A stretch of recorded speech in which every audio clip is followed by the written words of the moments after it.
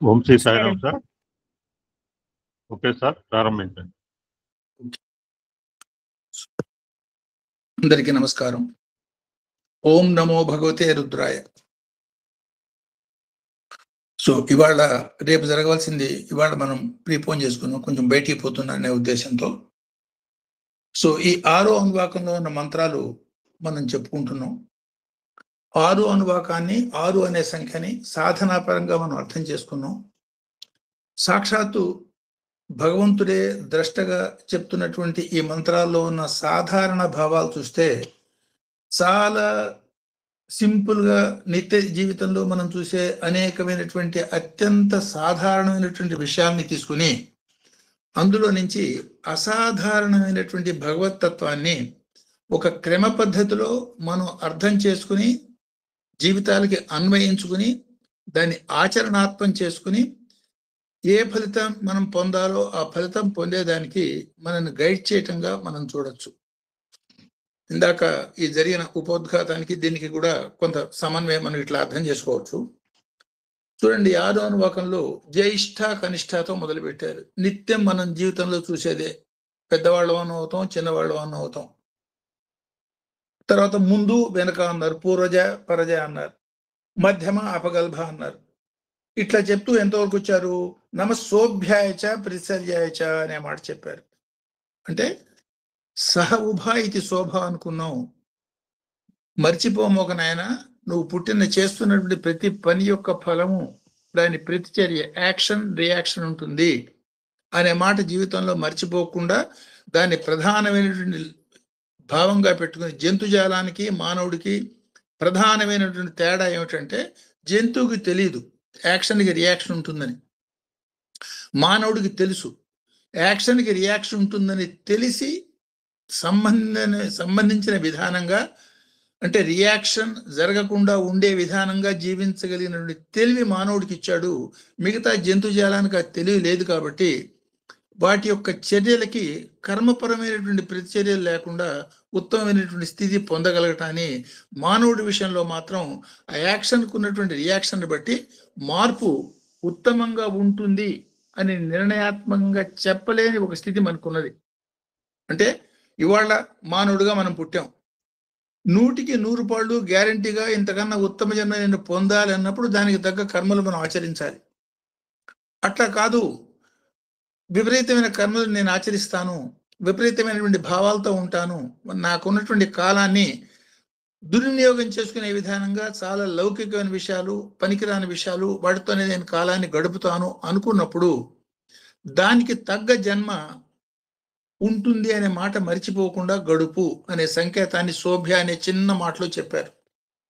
ఆ శోభ్య తర్వాత చెప్పింది ఏమిటి? యామ్యాక్షేమ్య అన్నారు.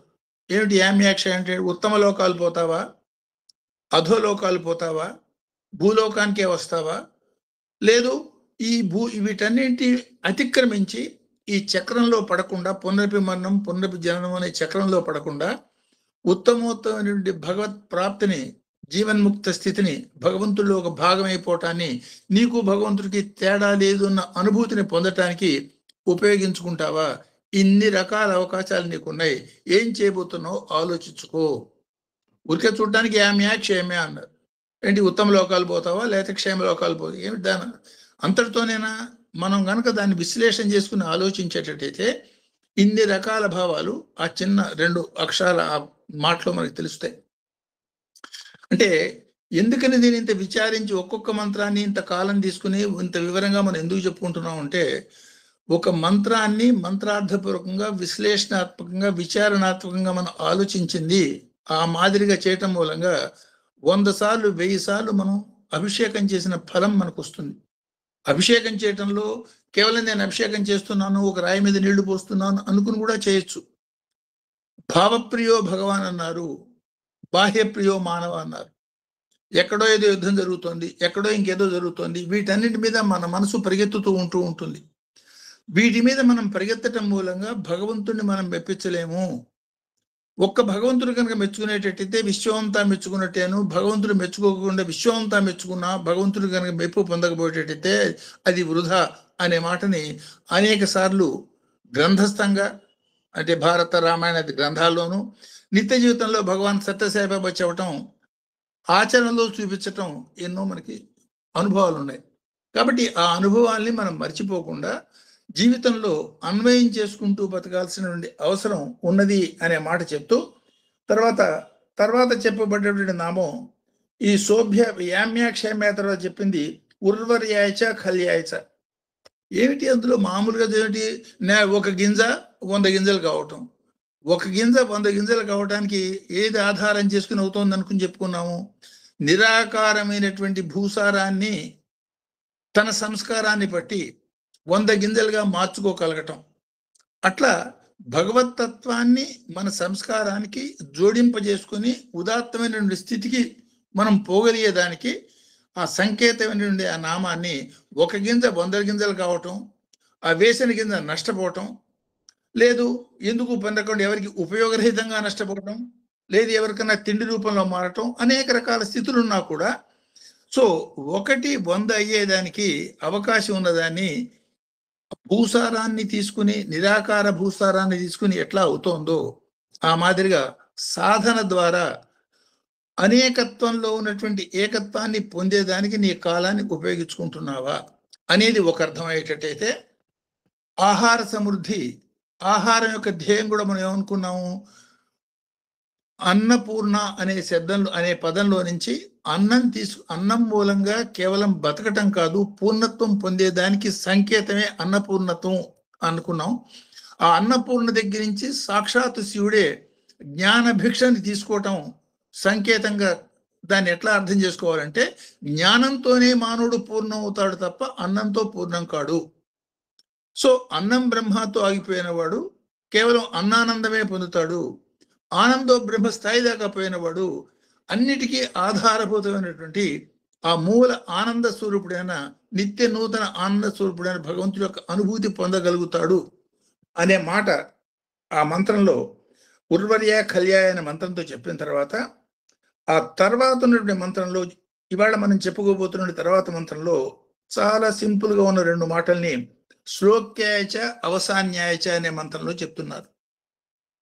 శ్లోక్యాయచ అవసాన్యాయచ చూస్తే దాని మామూలు అర్థం కనుక మనం చూసేటట్టయితే, శ్లోకాలు అన్నప్పుడు మంత్ర శ్లోకాలు, మంత్రాలన్నిటికీ ఆది వేదం. శ్లోక్య అనే మాటని కేవలం శ్లోకంగా కాకుండా అది వేదం అనే భావంతో మనం తీసుకున్నప్పుడు, అవసాన్య అంటే ఏమిటి? వేదానికి అంతం, అంటే మానవుడికి జీవితంలో తురియ దశ అంతం. అంటే బాల్య యవన కౌమార వార్ధకాలో వార్ధకం అనేది బాల్యస్థితికి అంతం. అట్లా జ్ఞానానికి, జ్ఞాన స్వరూపమైనటువంటి వేదానికి దానికి అంతఃస్థానం ఏమిటి, అవసాన స్థానం ఏమిటి అంటే వేదాంతం. వేదాంత స్థానం అంటే ఉపనిషత్.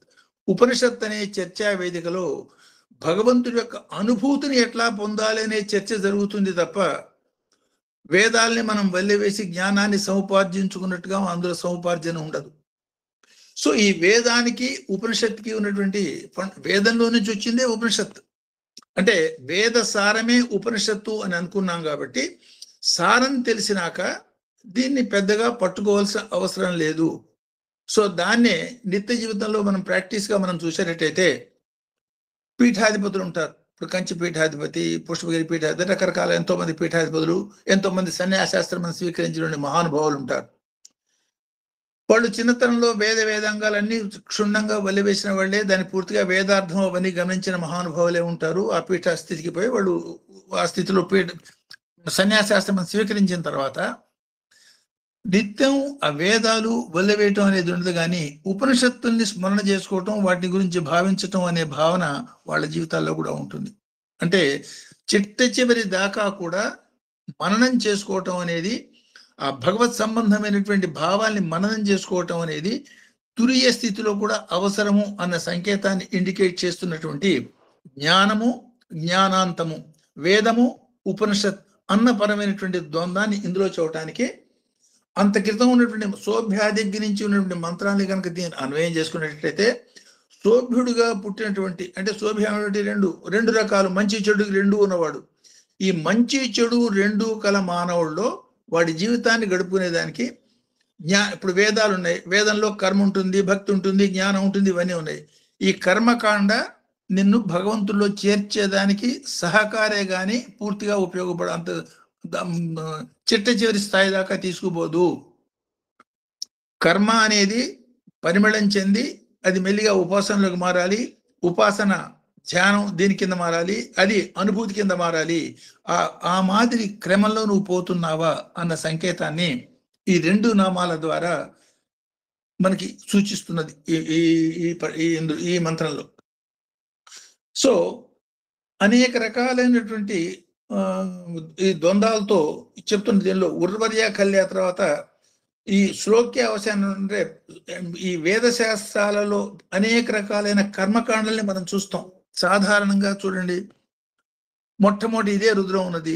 ఈ రుద్రాన్ని మనం చేసిన పాపాలు పోగొట్టుకునే దానికి ప్రాయశ్చిత్త రూపంలో దీన్ని ఉపయోగించు కాబట్టి నా ప్రాయశ్చిత్తం కోసం నేను దీన్ని వాడుతున్నాను, లేదు ఉత్తమమైన ఫలాలు పొందేదానికి నేను దీన్ని వాడుతున్నాను. నేను రెండో స్థాయికి వచ్చేటప్పటికి ఇంకొంచెం ముందుకు పోయేటప్పటికి జ్ఞాన సముపార్జన కోసం నేను దీన్ని వాడుతున్నాను, ఇంకొంచెం పైకి పోయేటప్పటికి జ్ఞాన అనుభూతి కోసం నేను దీన్ని వాడుకుంటున్నాను.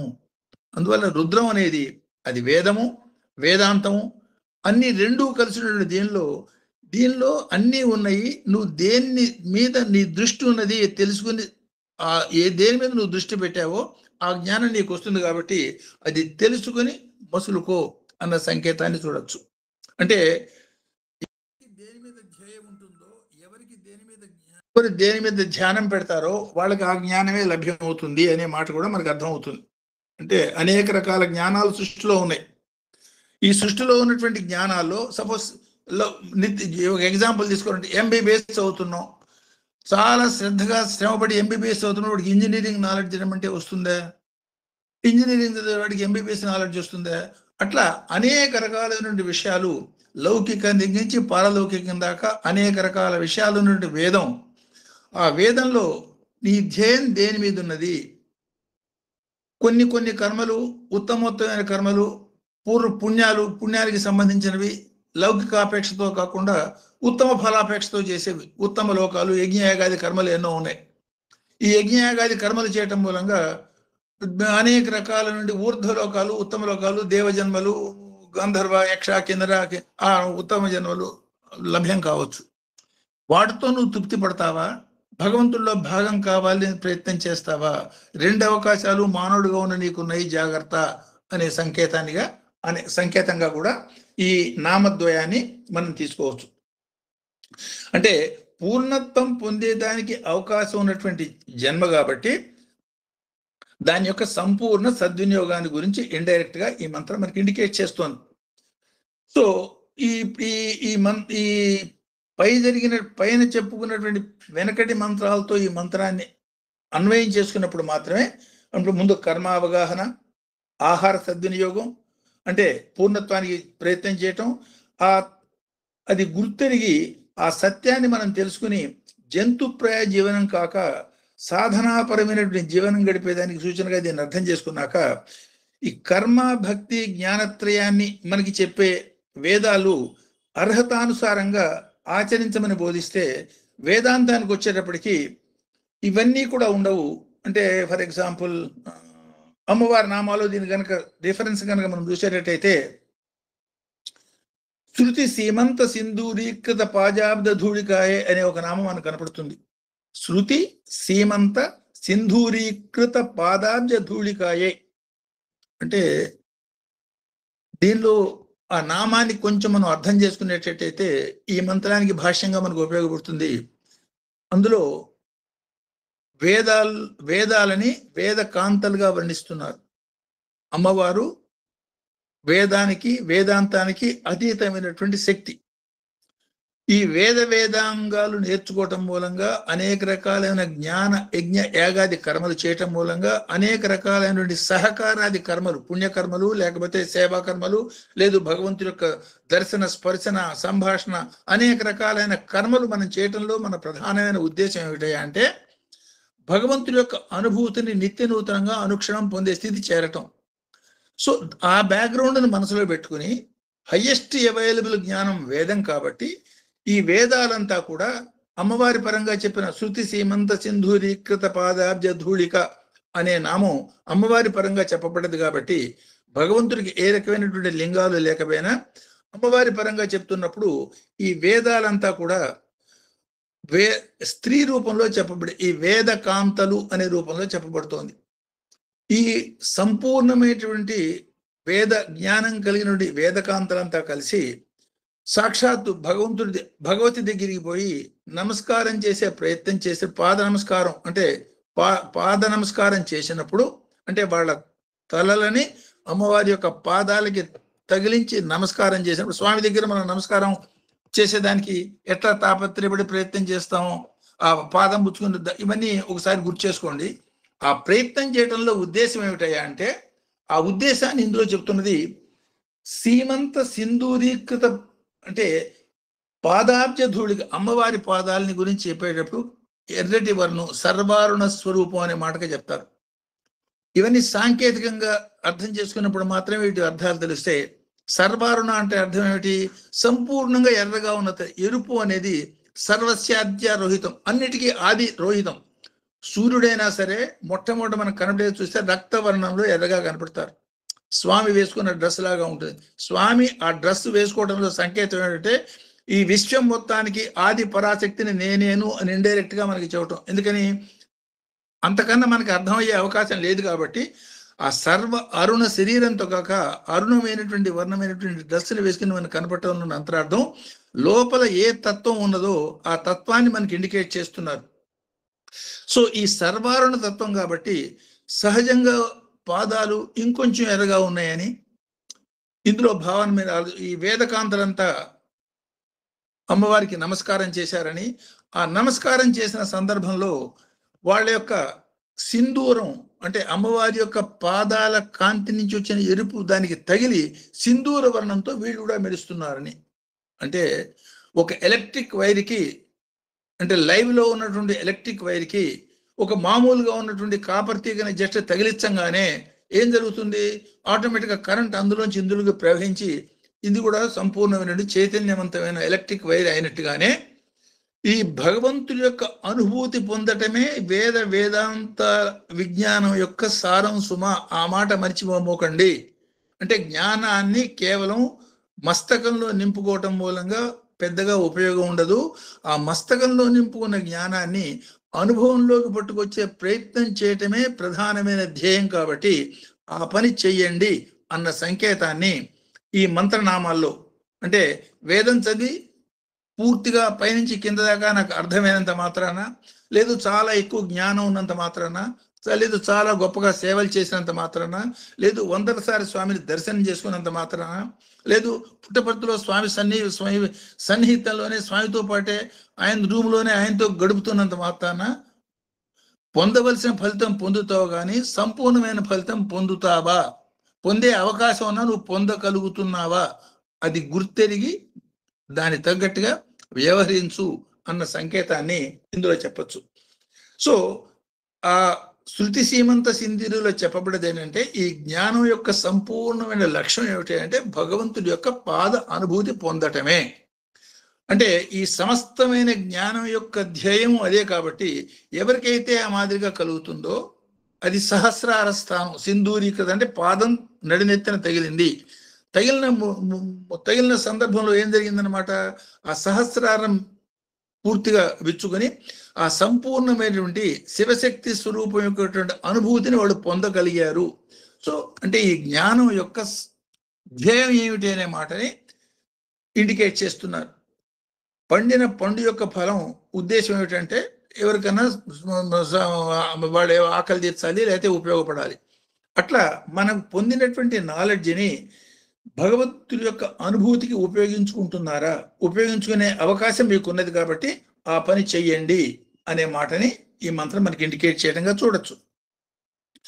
సో ఇప్పుడు దీనికి అంటే శివశక్తుల యొక్క పాద దర్శనమే అల్టిమేట్ గోల్ అనే మాట మనకి చెప్తున్నప్పుడు అవతారమూర్తిగా మన మధ్యలోకి వచ్చి స్వామి మంచాయతీ ఏం చేశారు, ఏం చేయించారు, ఏం చేయటం పాద నమస్కారం ఆయన ఇవ్వటంలో అంతరార్థం ఏమిటి, ఎందుకు దానికోసం మనకి తెలియకుండా మనం ఎందుకు పాద నమస్కారం కోసం తాపత్రయపడేవాళ్ళం మనకు అర్థం కాదు ఆ రోజుల్లోనూ ఇప్పుడు కూడాను.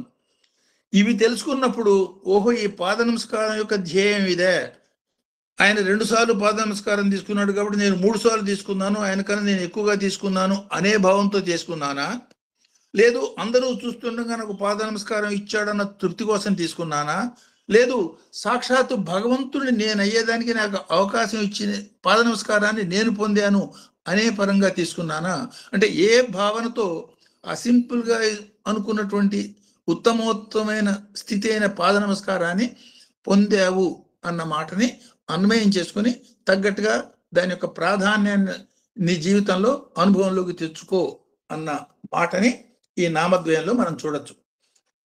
సో మనకేం చెప్తారు, శాసితుడి వచనం శాస్త్రం అనే మాట చెప్తారు. అంటే శాస్త్రమే మనకి విధి శాస్త్రం చెప్పింది పాటించు. ఎందుకని శాస్త్రం అయింది? అది భగవంతుడి యొక్క ముఖత వచ్చింది కాబట్టి. ఇది భగవంతుడి యొక్క ఉచ్ఛ్వాస నిశ్వాసాలే వేద రూపంలో వ్యక్తమైంది. నిగమాగమాలన్నీ భగవంతుడి యొక్క ఆజ్ఞారూపాలు అనే మాట చెప్పడంలో అంతరార్థం ఏమిటంటే, ఈ భగవత్ సంకేతాలని ఏదైతే ఉన్నదో దాన్ని పాటించి పొందవలసిన జ్ఞానాన్ని భగవంతుడి యొక్క అనుభూతిని పొందేదానికి ఉపయోగించుకో. ఆ పని చేయకపోయేటట్టయితే కాలం వేస్ట్ అయినట్టు అవుతుంది, జీవితాన్ని వేస్ట్ చేసుకోమోక అన్న సంకేతంగా దీన్ని మనం చూడొచ్చు. సో ఈ వేదాంతము అంటే కొంచెం ఆలోచించేటట్టయితే, వేదం అనేది మంత్ర రూపంలో ఉంటుంది. వేదాంతం కూడా అంటే చర్చా రూపంలో, గురు శిష్యుల యొక్క చర్చా రూపంలో ఉంటుంది. అంటే వేదంలో జరిగినటువంటి ఒక ఉదాత్తమైన సంఘటనని దాన్ని ఇద్దరు చర్చించి దాన్ని నిగ్గుదేల్చడాన్ని వేదాంతం అనొచ్చు.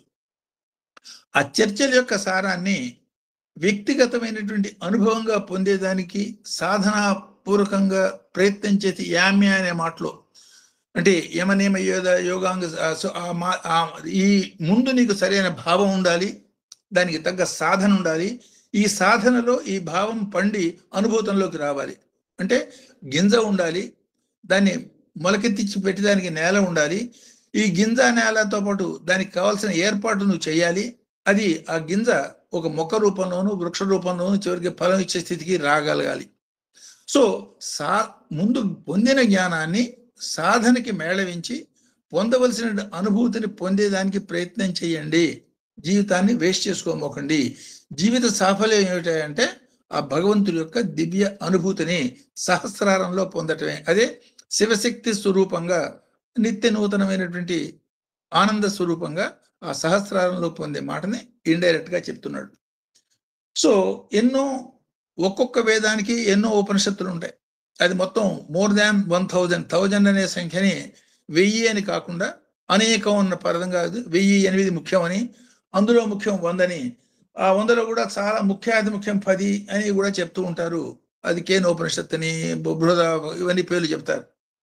సో వాటన్నిటి కనుక వేదాంతం అనేది దీనిగా ధ్యేయంగా భావిస్తే, సో ఈ వీటిల్లో ఉన్నటువంటి మంత్రాన్ని కొంచెం మనం ఆలోచించేటట్టయితే మనన త్రాణ ఇది మంత్ర అనే అర్థం కూడా మనకు అర్థం అవుతుంది.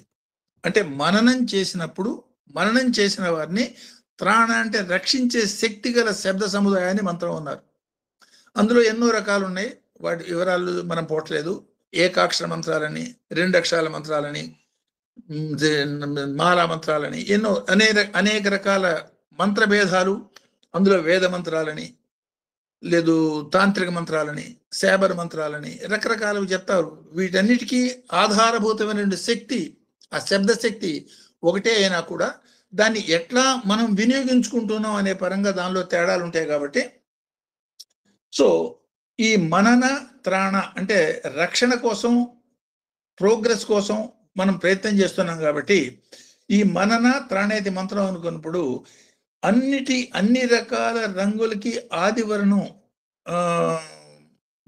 రోహితం అంటే ఎరుపు, సర్వారుణ స్వరూపం అనుకున్నప్పుడు ఈ వీటి యొక్క సమన్వయంతో, లేదు సూర్యుడు రాగానే మొట్టమొదటి కాంతి ఏదనుకున్నాం, లేదు స్వామి వేసుకున్న డ్రెస్సు పొగడపు రంగు అంటే కాషాయ రంగు అంటే ఎరుపుతో కూడినటువంటి త్యాగ సూచకమైన, సో త్యాగేనేకే అమృతత్వం మానసు, వీటి యొక్క సమిష్టి తత్వాన్ని అనుభవంలోకి తెచ్చుకునే విధానంగా జీవితాన్ని గడిపి పొందవలసిన అనుభూతిని పొందండి అనే మాటని చెప్పచ్చు.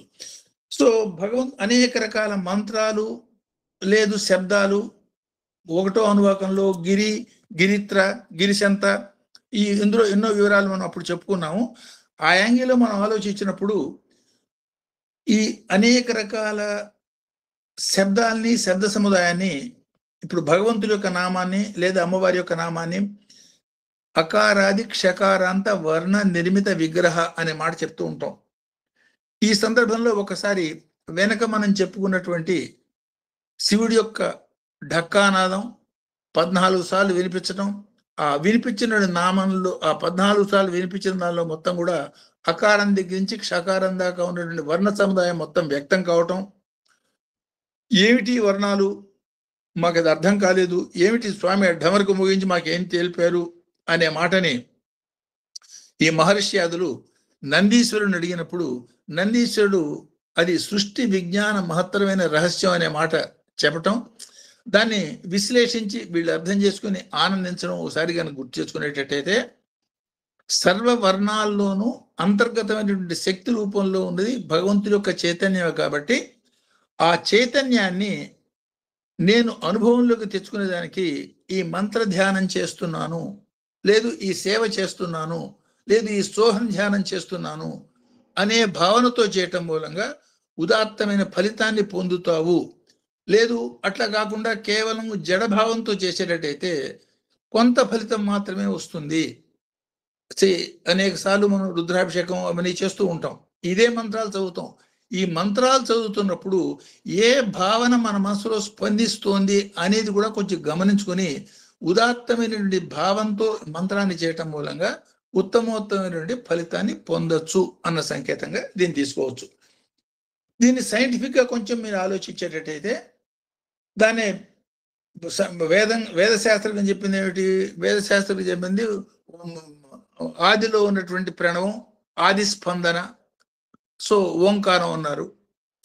దాన్ని బిగ్ బ్యాంగ్ అని సైన్స్ అన్నారు.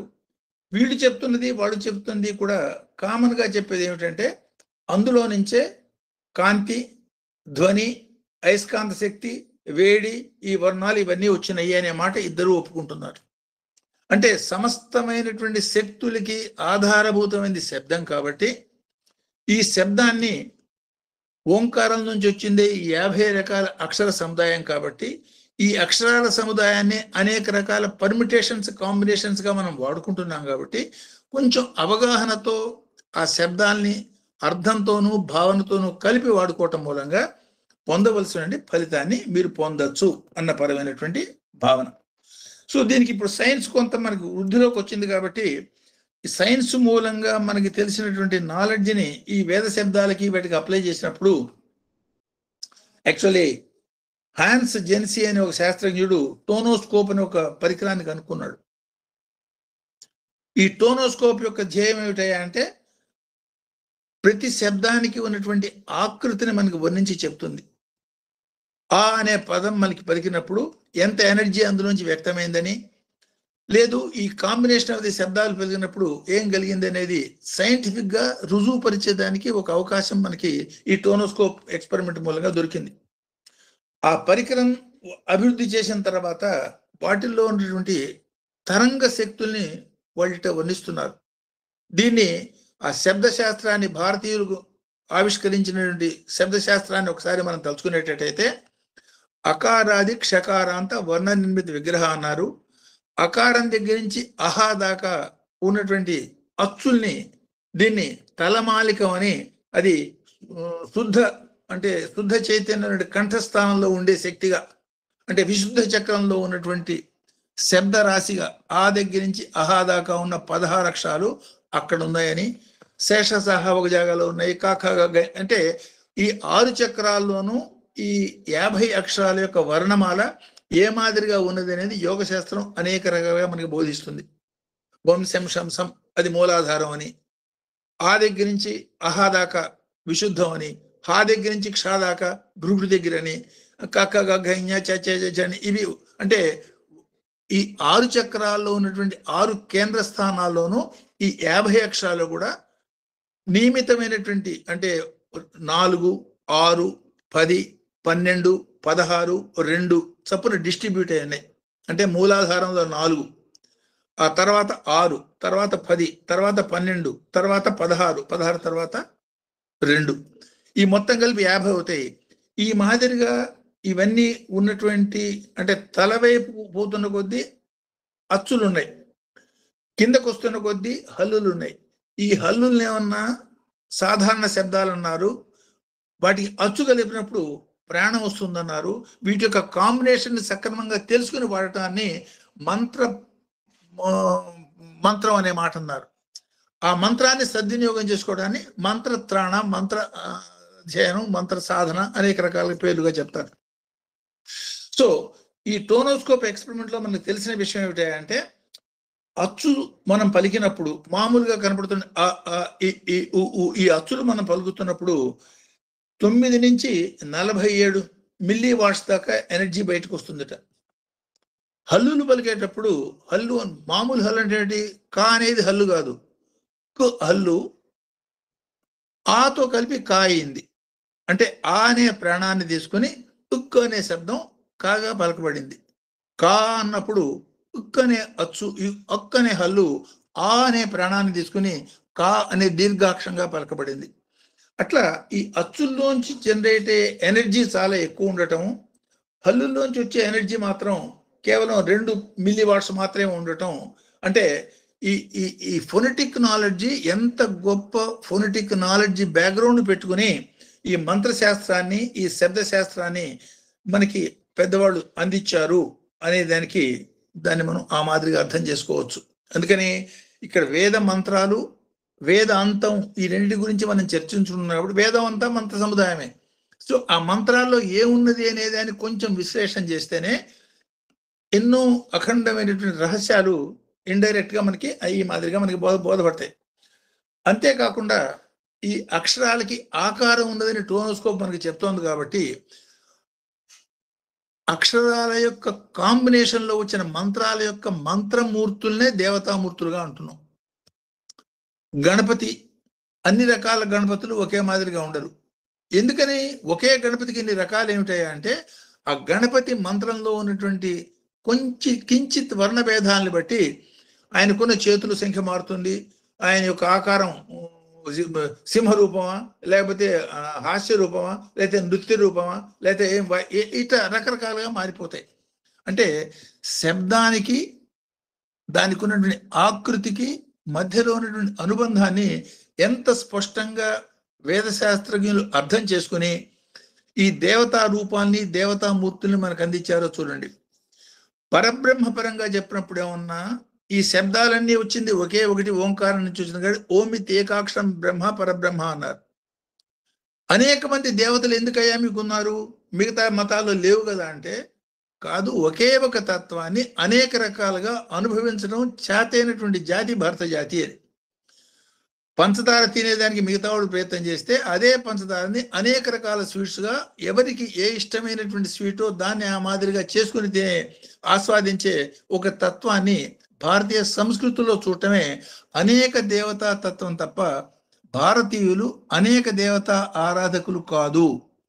ఒకే ఒక దైవతత్వాన్ని అనేక రకాలుగా ఆరాధించేవాళ్ళు అనే మాట మనకి తెలుస్తుంది. అంటే ఫండమెంటల్ డిఫరెన్స్ ఇది. ఒకే ఒక మూల దైవతత్వాన్ని అనేక రకాలుగా ఆరాధించడం వేరు, అనేక రకాల దేవతలు ఉన్నారనేది అనుకోవటం వేరు.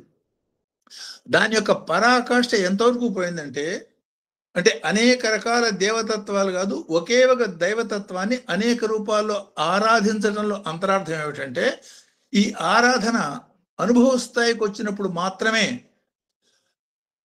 ముందు మొట్టమొదటి స్థాయిలో వసుధైక కుటుంబ స్థాయికి వచ్చినప్పుడు విశ్వం అంతా నా కుటుంబమే, నా అన్నదమ్ములు, నా అక్క చెల్లెళ్ళు, నాకు సంబంధించిన వాళ్ళు అనే భావన ముందు కలుగుతుంది. అది ఇంకొంచెం పరిణతి చెందినప్పుడు ఏకో రుద్ర స్థితిగా మారుతుంది అన్న సంకేతాన్ని ఇండైరెక్ట్ గా ఈ మంత్రం చెప్పడం మనకి చూడొచ్చు. అంటే మిగతా వాళ్ళలో ఉన్నటువంటి స్థితి కనుక మనం అయితే అనేక రకాల మిగతా వాటిల్లో ఉన్నటువంటి స్థితిని మనం అర్థం చేసుకునేది మనం చూసేటట్టయితే వాళ్ళకి ఇంకా ఇంత పరిణితి లేదు. కాబట్టి ఒకే మతంలో ఉన్న శాఖాభేదాన్ని బట్టి ఒకరినొకరు చంపుకోవటాలు కూడా మనం చూస్తూ ఉంటాం. ఇక్కడ వాటన్నిటికీ అతీతంగా విశ్వం అంతా ఒకే ఒక కుటుంబం అనే భావంతో కూడా ఆగిపోకుండా విశ్వం అంతా ఒకే ఒక చైతన్యము, ఇక్కడ మధ్యలో నుండి తేడాను కూడా మనం గమనించాలి. చైతన్యం అన్నప్పుడు ఏమన్నా ఆత్మపరమైనటువంటి భావన వచ్చింది. చేతన అన్నప్పుడు కదలిక అనే భావన. ఈ చేతన అచేతన రెండిట్లో ఉండేది చైతన్యం. చేతన అంటే కొంత కదలటం, కదలకపోవటం. అచేతన స్థితిలో ఉన్నాడు అంటే కదలలేని స్థితిలో ఉన్నాడు, కానీ వాళ్ళు చైతన్యం ఉన్నది. సో చేతన చైతన్యం రెండిట్లోనూ చైతన్యాన్ని చూడగలిగిన స్థితి మనం పొందినప్పుడు మాత్రమే ఈ వసుధైక కుటుంబ స్థాయి నుంచి కూడా నెక్స్ట్ లెవెల్కి పోయి ఆ నెక్స్ట్ లెవెల్లో ఏకో రుద్ర అనే తత్వం దాకా మనం పోగలగటం అన్న మాటని ఈ మంత్రం ఇండైరెక్ట్ గా ఇండికేట్. సో దీని యొక్క వ్యక్తీకరణే అనేక రూపాల్లో శిల్పశాస్త్రం అని, శబ్దశాస్త్రం అని, అనేక రకాలుగా. సో దీని యొక్క ఇంకొక యాంగిల్ చూస్తే దీనికి ఆకారం ఉన్నది అనే మాట మనం చూసినప్పుడు అనేక రకాల యంత్రాలు చూస్తూ ఉంటాం. అనేక రకాల యంత్రాలు అనేక రకాలైన ఆకృతుల్లో ఉంటూ ఉంటాయి. ఈ అనేక రకాల షేపులు ఉంటాయి వాటికి. ఈ షేపులకి దానికి ఉన్నటువంటి దీనికి ఉన్నటువంటి సంబంధాన్ని కూడా శాస్త్రం ఇవాళ అంటే మన నార్మల్ సైన్స్ కొంతవరకు పరిశోధించి ఒక అవగాహనకి రావడానికి కూడా మనం ఇక్కడ గమనించవచ్చు. ఈ పిరమిడ్ అనే దాని గురించి ఈజిప్షియన్ పిరమిడ్స్ దాని గురించి ఎంతో రీసెర్చ్ చేశారు వీళ్ళు. అందులో వీళ్ళు కనుక్కున్న కొన్ని విషయాలు మనకి ఉపయోగపడతాయి, శాస్త్రీయంగా మనకు ఉపయోగపడతాయి. పిరమిడ్ అనేది ఒక పర్టికులర్ ఆకృతి. అంటే రెండు సమద్విభుజమైన త్రిభుజాలను తీసుకుని వాటిని కలిపి ఒక పర్టికులర్ ఎత్తుగా ఆ స్ట్రక్చర్గా మనం ఏర్పాటు చేసినట్టు పిరమిడ్. ఇవాళ రేపు పిరమిడ్ ధ్యానం అనే మాట కూడా మనం ఒకటి వింటూ ఉంటున్నాం. ఈ పిరమిడ్కి ఉన్నటువంటి ప్రత్యేకమైన శక్తి ఏమిటయ్యా అంటే మోడర్న్ రీసెర్చ్లో కనుక్కున్నటువంటి విషయాలు చెప్తున్నాను నేను ఇక్కడ. ఆ పిరమిడ్ లో అడుగున మొండిగా ఉన్నటువంటి అంటే షేవింగ్ బ్లేడ్, మొండిగా అయిపోయిన షేవింగ్ బ్లేడ్ని పెట్టినప్పుడు అది షార్ప్ అయిపోయి సహజంగా షార్ప్ అయ్యి షార్ప్ న్యూ బ్లేడ్ లాగా తయారైంది అనేది ఒక రీసెర్చ్ ఉన్నది. దాన్ని ఎట్లా అర్థం చేసుకోవాలి? ఆ షేపు కింద మనం పెట్టడం మూలంగా కాలక్రమేణా ఆ షేపు దీని మీద చూపించినటువంటి ఫలితం మూలంగా ఇందులో నుండి సూక్ష్మ కణాలు స్థానభ్రంశం చెంది పల్చగా పరుచుకున్నాయి అన్న అర్థం అవుతుంది. దాని మూలంగా ఏమైంది? మొండిగా ఉన్న బ్లేడ్ కాస్త షార్ప్ అయింది. షార్ప్కి మొండితనానికి తేడా ఎక్కడొచ్చింది? చాలా పల్చగా కణాలు పరుచుకునేటట్టయితే అది షార్ప్గా ఉంటుంది, అట్లా కాకపోయేటట్టయితే అది మొండిగా ఉంటుంది. మొండిగా ఉన్నది షార్ప్గా అయింది కాబట్టి కణాల్ని కదిలించే శక్తి ఆకారానికి ఉన్నది అనే ఒక పాయింట్ ఈ పిరమిడ్ దగ్గర రుజువైంది. ఇంకొక రీసెర్చ్ ఏమిటంటే ఈ పిరమిడ్ కింద పడినటువంటి చచ్చిపోయిన ఎలిక మామూలుగా బయట కనుక పడున్నట్టయితే కుళ్ళిపోయి వాసన కొట్టేది. ఈ పిరమిడ్ కింద పట్టడం మూలంగా అది ఎండిపోయి డెసికేట్ అయిపోయింది. అంటే ఏమిటి? అందులో ఉన్న నీళ్లు పోయి అది ఎండిపోయింది తప్ప కుళ్ళిపోలేదు. అంటే పిరమిడ్ కింద ఈ శవాల్ని పెట్టడం ఆ జ్ఞానానికి దీనికి ఉన్న సంబంధం చూసేటట్టయితే ఇట్లా. సో దీన్ని ఇంకొంచెం ఎక్స్టెండ్ చేసి మైండ్ కూడా అనేక రకాలైన కణాల సముదాయం కాబట్టి, బ్రెయిన్ అనేక రకాల కణాల సముదాయం కాబట్టి ఆ షార్పనింగ్ ఆఫ్ ది బ్రెయిన్కి పనికొస్తుంది అనే ఉద్దేశంతో పిరమిడ్ అనే ధ్యానాన్ని పట్టుకొచ్చారు.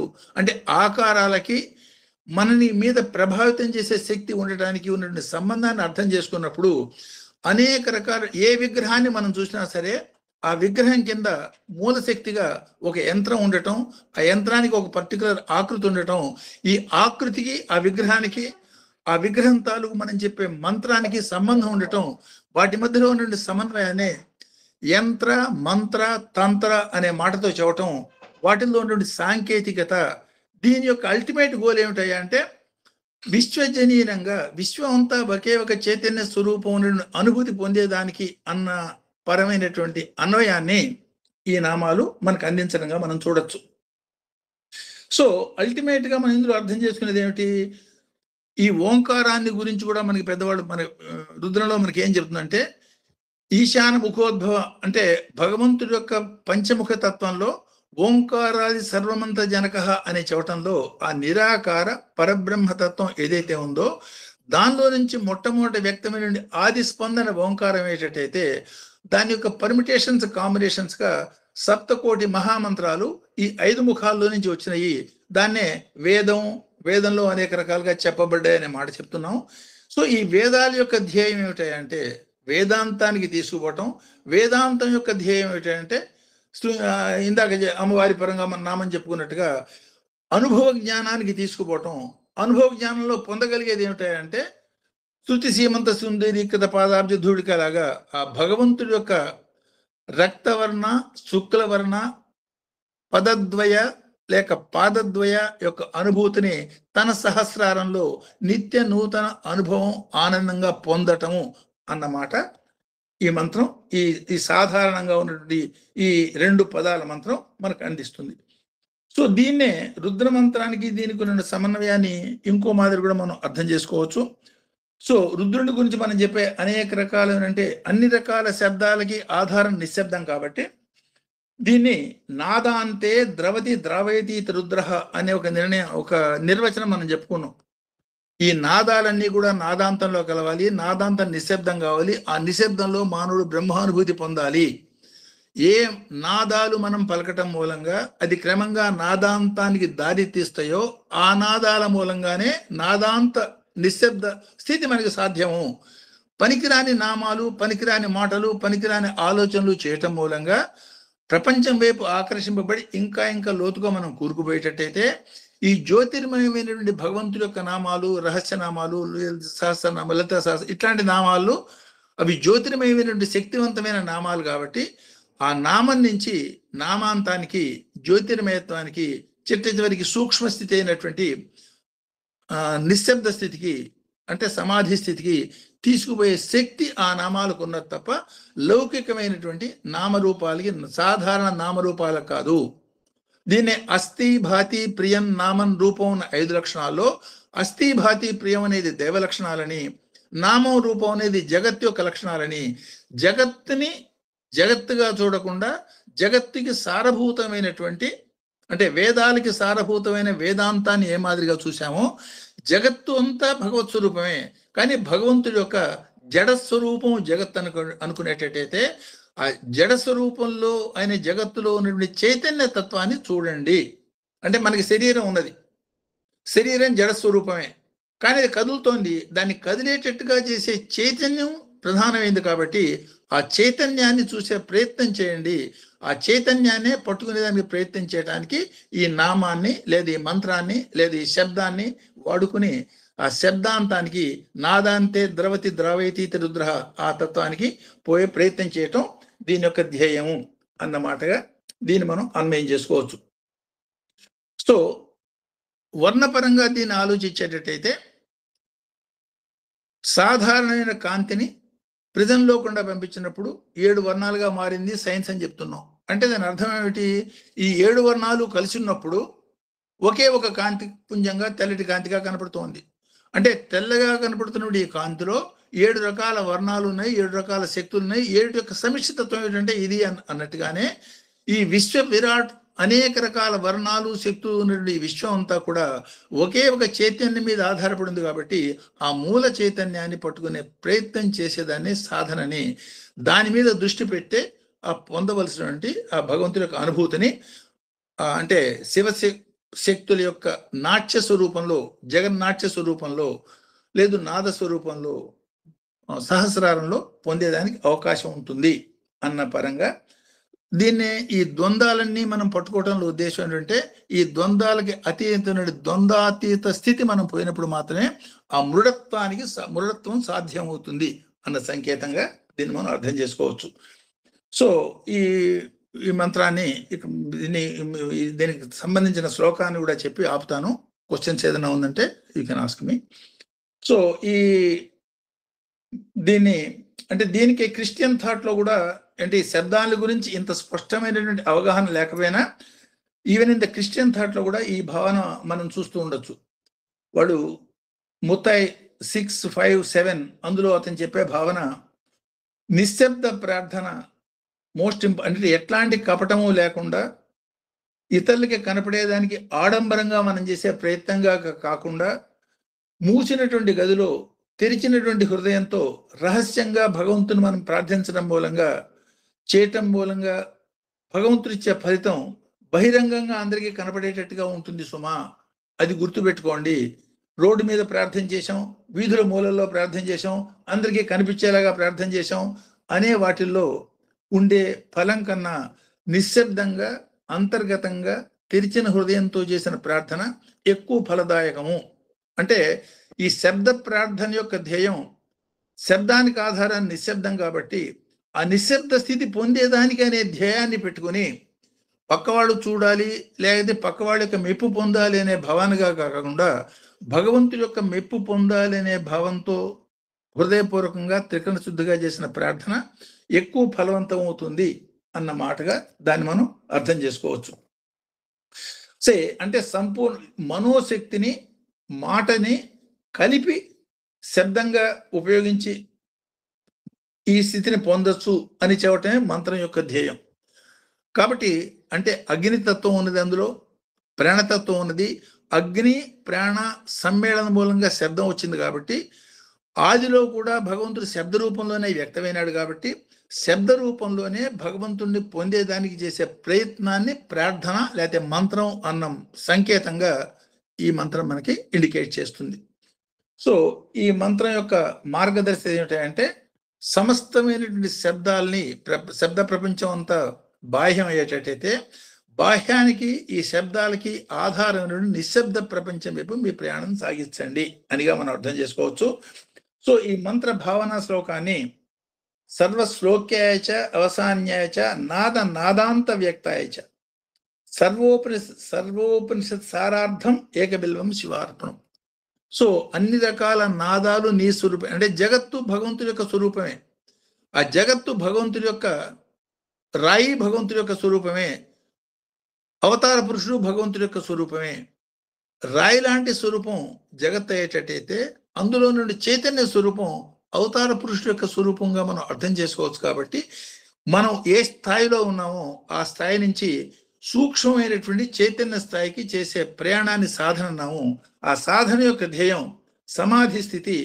సమధి ఇది సమాధి, సమమైనటువంటి మనసుతో దేనికి చెలించకుండా స్థిరంగా ఉండేదిగా భగవంతుడి యొక్క అనుభూతి పొందేదానిగా ఆ మార్గానికి ఆ ప్రయాణానికి ఈ మన దారి తీసేదానికి ఇది ఉపయోగపడుగాక అన్న పరమైనటువంటి భావంగా దీన్ని మనం తీసుకోవచ్చు. సో ఇక్కడ ఆపుతాను. You can ask the questions, will try to close it quickly. So అందరికీ నమస్కారం.